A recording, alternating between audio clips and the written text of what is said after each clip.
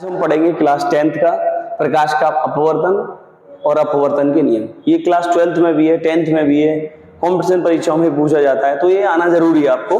ठीक है, तो प्रकाश का अपवर्तन और अपवर्तन के नियम। तो सबसे पहले जान लेते हैं कि प्रकाश का अपवर्तन क्या चीज है। ठीक है, तो देखिए प्रकाश का अपवर्तन, प्रकाश का अपवर्तन, प्रकाश का अपवर्तन। ठीक है भाई, तो प्रकाश का अपवर्तन क्या है? तो जब कोई प्रकाश की किरण, जब कोई प्रकाश की किरण, जब कोई प्रकाश की किरण एक समांगी पारदर्शी माध्यम से, एक समांगी पारदर्शी माध्यम से, एक समांगी पारदर्शी माध्यम से दूसरे समांगी पारदर्शी माध्यम में, दूसरे समांगी पारदर्शी माध्यम में जाती है, तो वह अपने मार्ग से,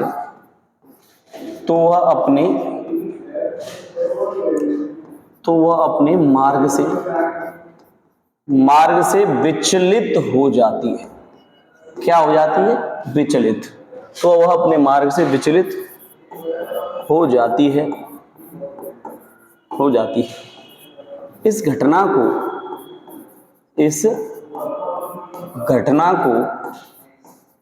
प्रकाश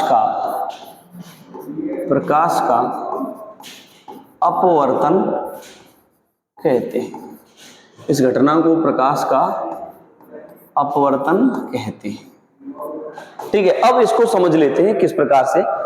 तो जब कोई प्रकाश की किरण एक समांगी पारदर्शी माध्यम में, समांगी का मतलब होता है ऐसा माध्यम, जैसे मान लीजिए वाटर के अंदर, पानी के अंदर अगर हम चीनी मिला दें या नमक मिला दें तो उनको घोल दें तो कैसा मिश्रण बन जाता है? समांगी। ठीक है, जैसे वायु है, वायु के अंदर नाइट्रोजन है, ऑक्सीजन है, कार्बन डाइऑक्साइड है, बहुत प्रकार की गैसें हैं, लेकिन वायु हमें वो अलग अलग दिखाई नहीं देती कि ये कार्बन डाइऑक्साइड, ये ऑक्सीजन, ये नाइट्रोजन, ऐसा नहीं होता। ये क्या है? समांगी मिश्रण है, इसलिए हमें दिखाई नहीं देता। तो ऐसे ही माध्यम है, ठीक है, जिनमें से हम आर पार, जैसे वायु भी तो एक माध्यम है जिसमें से हम आर पार देख पा रहे हैं, ये समांगी। अगर इसमें धूल आ जाए तो धूल अलग अलग से दिखेगी, तो असमांगी मिश्रण हो जाएगा। जैसे वाटर है, पानी है, पानी में नमक डाल दिया, नमक को घोल दिया, नमक नहीं दिखाई देगा। अगर उसमें मिट्टी डाल दी तो मिट्टी दिखाई देगी, तो वो असमांगी मिश्रण है। तो ऐसे समांगी पारदर्शी माध्यम, तो मिश्रण जो माध्यम कैसा होना चाहिए? समांगी। पारदर्शी मतलब ट्रांसपेरेंट, जिसमें से आर पार देख सकते हो। तो जब कोई प्रकाश की किरण किसी समांगी पारदर्शी माध्यम से दूसरे समांगी पारदर्शी माध्यम में जाती है, जैसे मान लीजिए वायु है ऊपर और वायु से जल में जा रही है। ठीक है, तो वायु भी क्या है? पारदर्शी माध्यम है, जल भी पारदर्शी माध्यम है, दोनों समांगी है। तो समांगी पारदर्शी माध्यम से दूसरे समांगी पारदर्शी माध्यम में जाती है तो अपने मार्ग से विचलित हो जाती है। जैसे मान लीजिए कि ऊपर यहाँ वायु है, नीचे यहाँ जल है, तो प्रकाश की किरण ऐसे आई, तो ये अपने, जब वैसे तो जाना चाहिए इसको सीधा, कैसे जाना चाहिए भाई? सीधा जाना चाहिए इस प्रकाश की किरण को, ऐसे सीधा इसको जाना चाहिए था ऐसे, लेकिन ये सीधी नहीं जा करके या तो थोड़ी सी इधर की तरफ हो जाएगी या थोड़ा उधर हट जाएगी, या थोड़ा इधर हो जाएगी, अपने मार्ग से विचलित हो जाती है। इस घटना को प्रकाश का हम अपवर्तन कहते हैं। अगर ये प्रकाश की किरण सीधी आई तो इसका विचलन नहीं होता है, राइट। तो जब कोई प्रकाश की किरण किसी एक समांगी पारदर्शी माध्यम से, ये माध्यम है कोई, अगर मान लीजिए फर्स्ट, ठीक है, और ये माध्यम है कोई सेकंड, तो यहां से एक माध्यम से ये प्रकाश की किरण दूसरे माध्यम में जाएगी तो अपने मार्ग से, अपने रास्ते से थोड़ा सा हट जाती है। इसी घटना को हम प्रकाश का क्या कहते हैं? अपवर्तन कहते हैं। क्लियर है? अब इसमें दो कंडीशन होती हैं जब प्रकाश की किरण, दो कंडीशन है इसमें। कंडीशन फर्स्ट क्या है? जब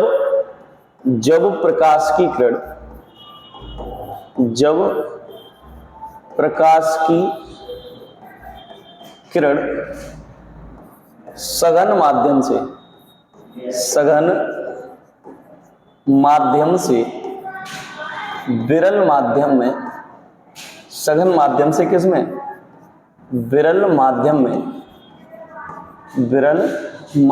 में जाती है, जब प्रकाश की किरण सघन माध्यम से विरल माध्यम में जाती है तो वह अभिलंब से दूर हट जाती है। क्या हो जाता है? दूर हट जाती है, दूर हट जाती है। इस बात को समझिएगा, जब प्रकाश की किरण सघन माध्यम से विरल माध्यम में जाती है तो अपने मार्ग से या अभिलंब से दूर हट जाती है। जैसे ये प्रकाश की किरण ये आई यहां पर, ठीक है। अब यहां पर एक सीधी रेखा खींच देते हैं जिसे हम अभिलंब कहते हैं, राइट। इसे हम क्या कहते हैं भाई? अभिलंब कहते हैं, यानी नॉर्मल कहते हैं, अभिलंब। अब ये प्रकाश की किरण है। अब मान लीजिए ये वैसे तो जानी चाहिए ऐसे, लेकिन अगर ऊपर वाला माध्यम सघन है, जैसे मान लीजिए सघन का मतलब होता है ऐसा माध्यम जिसके पदार्थ के अणु पास पास हो। जैसे मान लीजिए अगर मैं वायु की बात करूं, किसकी बात करूं? वायु की। तो वायु गैस है तो इसके अणु दूर दूर होंगे। और जल की बात करूं तो जल और वायु में कौन सा सघन है, कौन सा विरल है? तो हमारा जल है, जल के अणु पास पास होंगे तो जल सघन है और वायु क्या है? विरल है। अगर जल और कांच की बात करें तो कांच के अणु जल की अपेक्षा और पास पास होंगे, है ना। कांच थोड़ा सघन और ज्यादा उसके अणु पास पास होंगे तो ये सघन हो जाएगा, ये विरल हो जाएगा। इन दोनों में देखें तो ये सघन, ये विरल। अगर डायमंड की बात करें, हीरा तो दुनिया का सबसे कठोर पदार्थ है प्रकृति में पाया जाने वाला, तो हीरे की बात करें तो जो डायमंड है, हीरा है, वो हीरा तो और ही ज्यादा कठोर होता है। तो अगर हीरे की बात करें तो हीरा यहाँ पे क्या है? ये सघन है और कांच क्या है? विरल है। तो ये कंपेरिजन है। तो कंपेरिजन के आधार पर हम सघन और विरल की बात वो करते हैं विवेचना। तो जैसे अगर माध्यम प्रकाश की किरण किस सघन माध्यम से, अगर ऊपर माध्यम कैसा है? सघन, और नीचे कैसा है? विरल। तो जब कोई प्रकाश की किरण सघन माध्यम से विरल माध्यम में जाती है तो अभिलंब से दूर हटती है। तो अभिलंब से, जैसे वैसे तो ऐसे जानी चाहिए, तो ये अभिलंब से थोड़ा सा दूर हट जाती है, उधर की तरफ हट जाती है, राइट। तो इस वाली आने वाली किरण को कहते हैं आपतित किरण। क्या कहते हैं? आपतित किरण। क्या कहते हैं बच्चों? आपतित किरण कहते हैं। और ये वाली किरण जो इसमें जाती है दूसरे माध्यम में, इसे कहते हैं अपवर्तित किरण। क्या कहते हैं? अपवर्तित किरण कहते हैं, ठीक है, ओके। और अगर इसी प्रकार से अगर बात करें हम, जब प्रकाश की किरण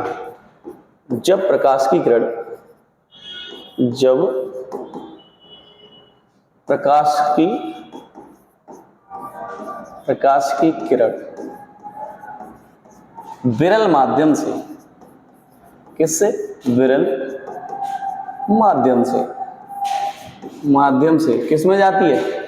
सघन माध्यम में जाती है। जब प्रकाश की किरण विरल माध्यम से सघन माध्यम में जाती है तो क्या होता है भाई? तो अभिलंब की ओर झुक जाती है।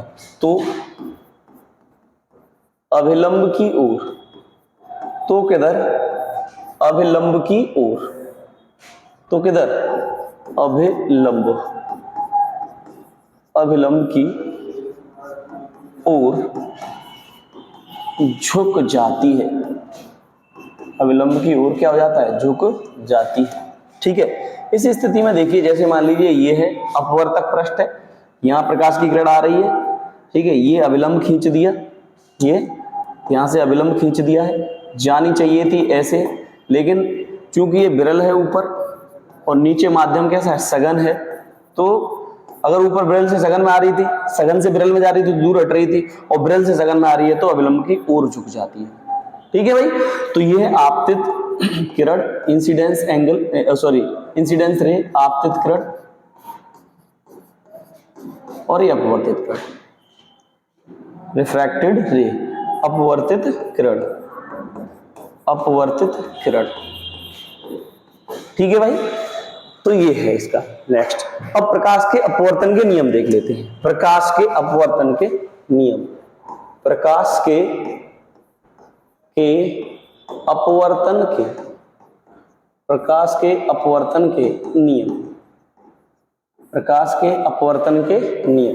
अगर प्रकाश के अपवर्तन के नियमों के बारे में बात करें तो भाई ये कोई माध्यम को सेपरेट करने वाला कोई एक पृष्ठ है, ठीक है। यहां पर एक अभिलंब खींच देते हैं, और अगर कोई प्रकाश की किरण, जैसे मान लीजिए ऊपर सघन माध्यम है और नीचे कोई विरल माध्यम है, कोई भी माध्यम हो सकता है, फर्स्ट माध्यम, सेकंड, ऐसे कर सकते हैं। तो प्रकाश की किरण ये आ रही है, इसे कहते हैं आपतित किरण। इसे क्या कहते हैं? आपतित किरण कहते हैं। और इसे कहते हैं अभिलंब। क्या कहते हैं? अभिलंब कहते हैं।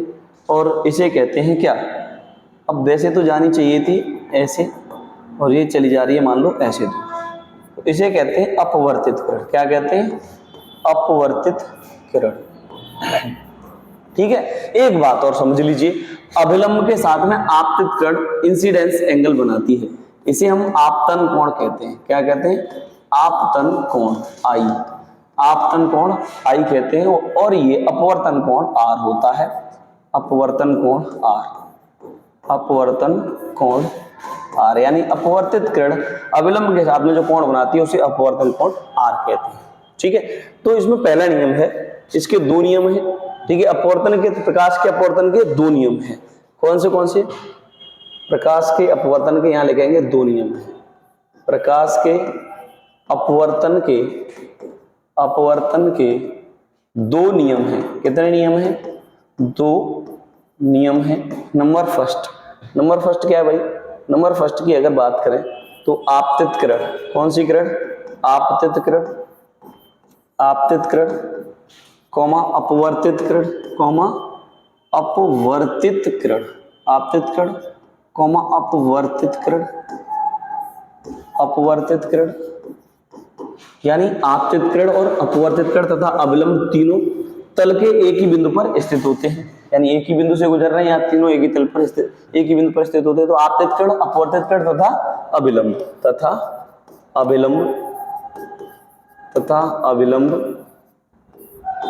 तीनों तल के एक ही बिंदु पर स्थित होते हैं, एक ही बिंदु पर स्थित होते हैं। ठीक है भाई, ये पहला नियम है, यानी आपतित किरण, अपवर्तित किरण और अभिलंब तीनों तल के एक ही बिंदु पर स्थित होते हैं।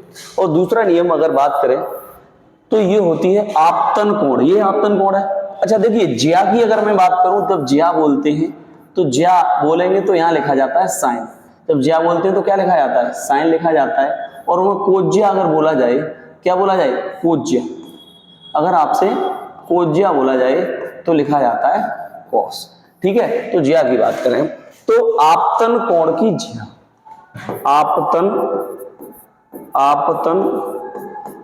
कोण की ज्या, है ना। आपतन कोण क्या है, आई, इसकी ज्या हो गई साइन आई, आपतन कोण की ज्या साइन आई, तथा अपवर्तन कोण, यहां विरल माध्यम है, ठीक है, तथा अपवर्तन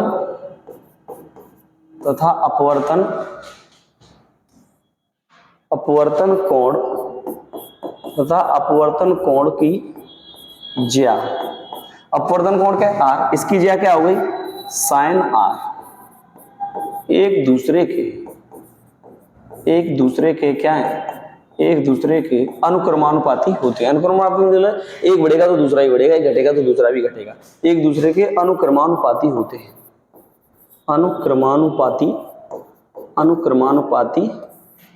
होते हैं, प्रोपोर्शनल होते हैं, एक दूसरे के अनुपाती होते हैं। अर्थात आप लिख सकते हैं, अर्थात आप कह सकते हैं sine i proportional to sine r, sine i proportional to क्या कह सकते हो, sine i proportional to sine r कह सकते हैं। ठीक है, और जब प्रोपोर्शनल हटाते हैं हमेशा तो बराबर और कांस्टेंट आता है, तो साइन आई बराबर एन साइन आर, एन या म्यू क्या आ सकता है, यहाँ म्यू भी आ सकता है।